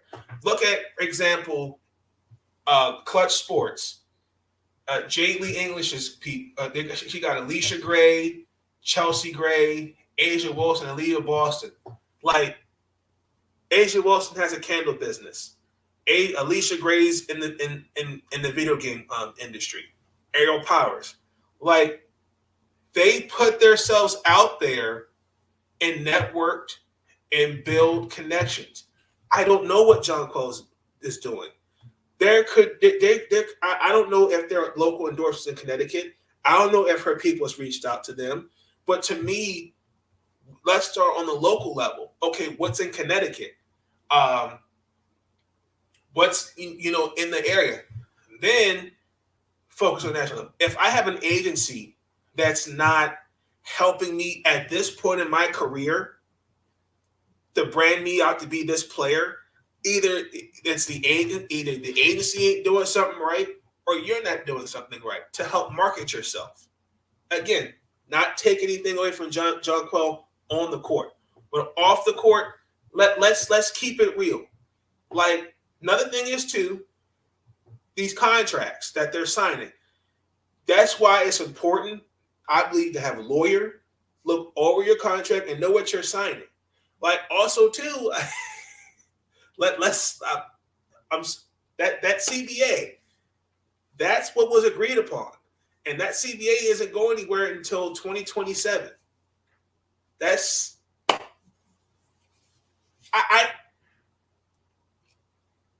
I can't. We can't keep looking at Kathy Engelberg like, Kathy, help me market, be a better player. Like, I can't do that. Like, it's, as individuals, what are we doing to market ourselves off the court? I can sit there and be the best player on the court, basketball player, but off the court, if I'm not marketing myself and not trying to build my brand or say, hey, this is who I am, this is what I can do, I'm a deer in headlights. Like, and also too, like, I think that also matters where when you see, I mean, don't get me wrong, there's just some that just like to play basketball. I respect that. Like, I was in the Twitter space, one of the guys, he had said that he interviewed Jonquel and tried about basketball, really wasn't feeling that. Then he talked about shoes.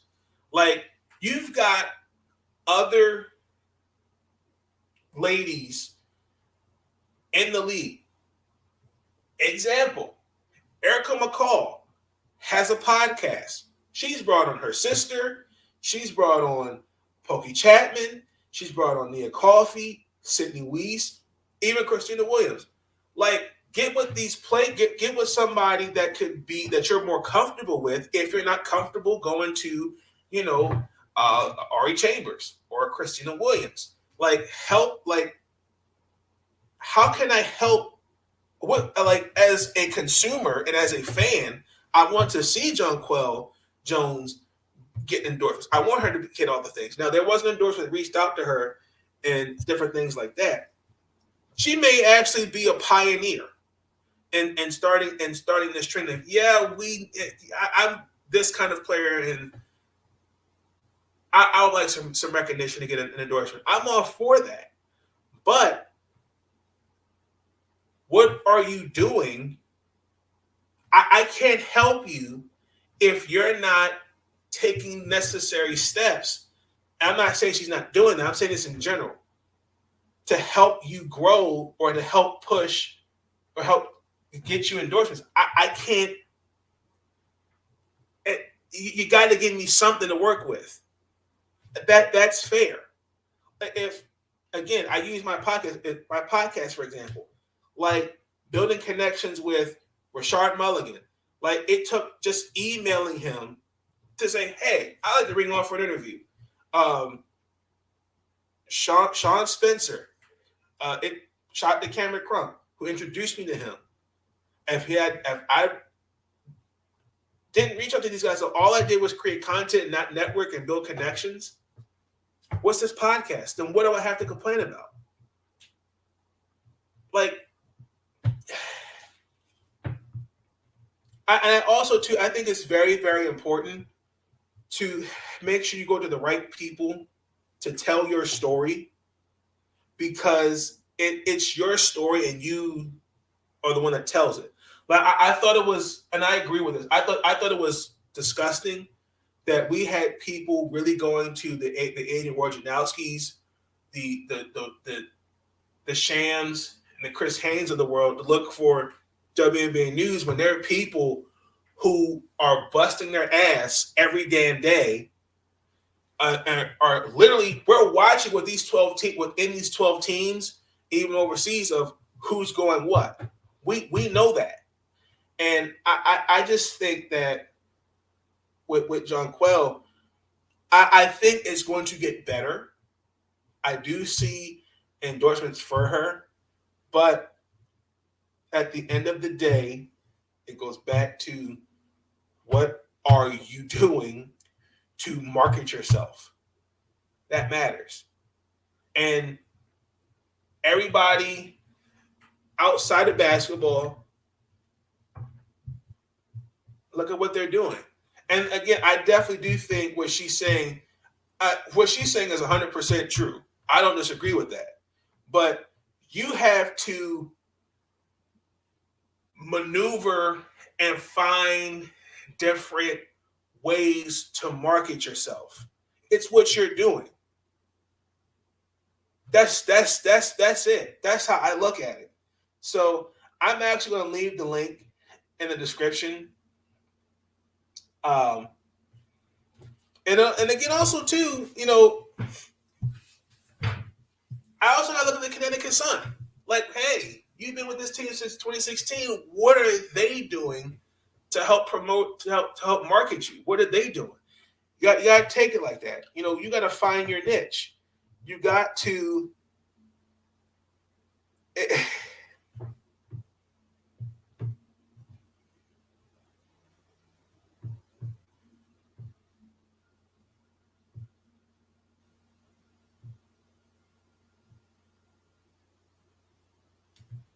I mean, I'm looking at the tweet right now. I don't disagree with what she's saying. I don't. But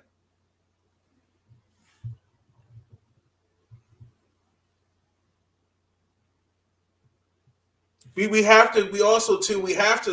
understand that racism also plays a role into that. Because we already know that. We already know what the WNBA and also too as African Americans, we already understand that the system's already finesse. We got to figure out either to finesse the system or completely change it. We understand that. Like, for example, look at when you had Cheryl Swoops, Tina Thompson, Lisa Leslie. They bust their ass, not just playing basketball. Because remember, because it was kind of at the time when they were pregnant, respectively. Like, ooh, like that was kind of shunned upon. Like they were on TV. I think at one time, they were on Martin. I want to say Jamie. Was it on the Jamie Foxx show? Disney. They even had commercials. Like they worked. So it's all about finding your niche. Again, like I said, she could find something. Again, it's the team. You having a good team, a team around you. Agent-wise, your team, like the Connecticut Sun, could help you find something on a local level. Because every place should have something where you can locally endorse it. Like I said, I brought up Angelo Culture has an ice cream shop. Ariel Powers has that liquid surge gaming. Alicia Gray, she's part of gaming. Asia Wilson has her candle business. Tay Cooper is on TikTok hosting dance camps. And then DJ, I mean, they all have found their niche.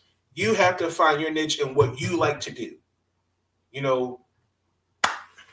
That's how I look at it. And then also, too, again, like, make sure you have the right people telling your story and telling us who you are. Like, that matters to me as well. So, I mean, in conclusion, I understood where she's coming from, and I get the frustration. I do. I truly, truly do.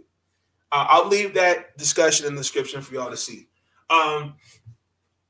Last topic, we're going to wrap this up. Athletes Unlimited, Week 4 wrap up, and then Week 5 preview of the Athletes Unlimited basketball. This is the final week of the Athletes Unlimited. The draft was it's still Sunday on the West Coast for the final week. So Week 4, really quick.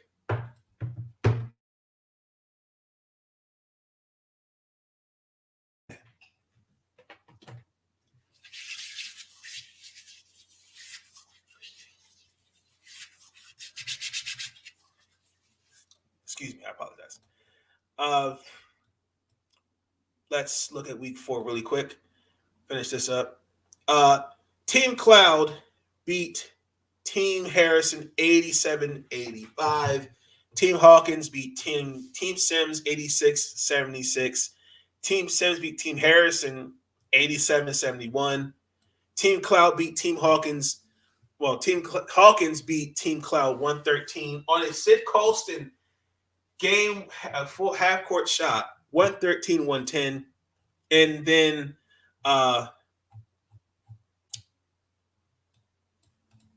Team Cloud beat Team Brown 91-81.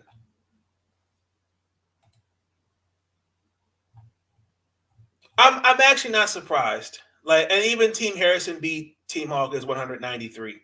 Like, I actually was surprised. Team Hawkins actually stayed in there. They won 2 games, 2-1. Team Cloud, they went 2-1. Yeah, there was really no true winner. So week 5, the captains, Tianna Hawkins, Isabel Harrison, Natasha Cloud, and Lexi Brown again. Because I think, was it Dejanay? Hold on. Who was leaderboard before this final week?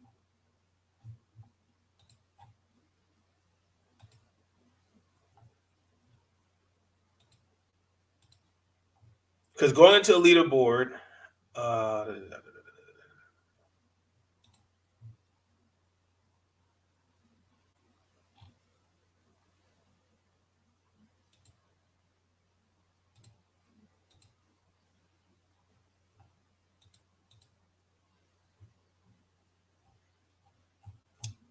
for that week, it was, hold on.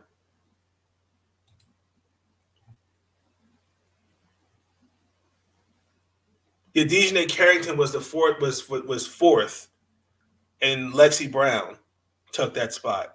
I was actually hoping Kalani Brown would have been actually a team captain because she was actually 7th. Isaiah Simmons right there too. So this was Team Harrison, Team Gold. Tianna Hawkins took Kelsey Mitchell, Sydney Colston, Lauren Mincy, Drew Edelman, Air Hearn, Danny McCray, Major Butler, Rebecca Harris, TK Larry, and Tina Roy. Team Orange, Team Cloud, the duo's back, Dejanay Carrington, Jantel Lavender, Lauren Manis, Mimi Jackson, Iman McGee Stafford, Cece Andrews, Antoinette Bannister, Shannon McCollum, Antoinette Thompson, and Grace Hunter. Team Harrison, Team Blue, she took Courtney Williams, Odyssey Sims, Nikki Green, Ty Young, Kirby Brookholder, Brianna Jackson, Kiki Harrigan, Brittany Carter, and Chelsea Phillips.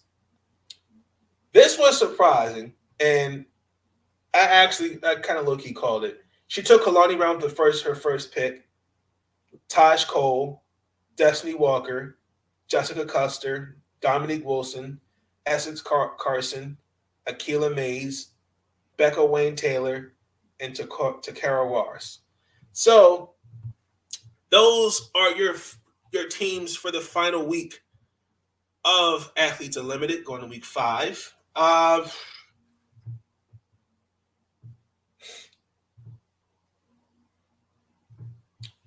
not going to see Lexi Brown's roster, her team. But Team Hawkins, though, I think it could go. I think each team's going to have at least 2 wins. I do. I would say Lexi Brown's team was the best, but Team Club, Natasha's team, look, she's got Jantel Lavender, Dejanay Carrington, Mimi Jackson, Lauren Manis. Like, the only thing is, she got Drew Edelman, Tianna, so I'm not mad at that.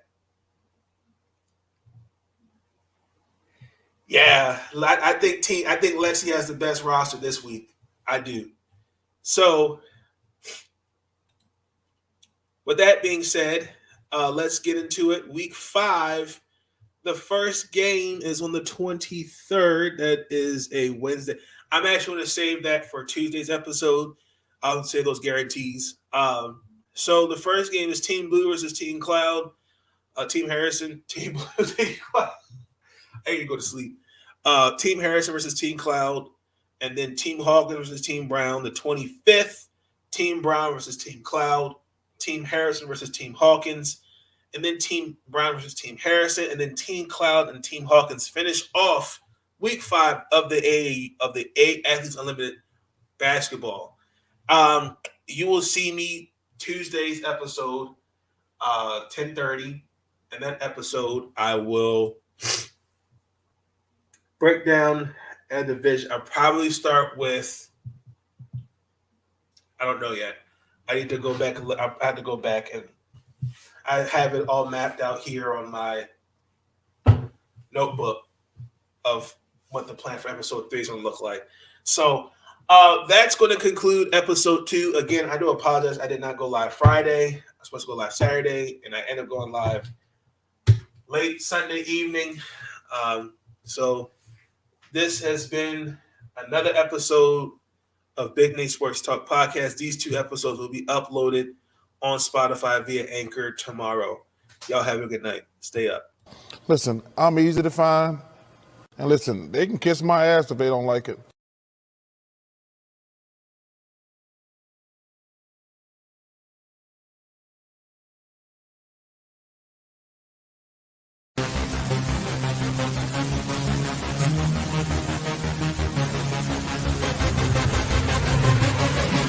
Yeah.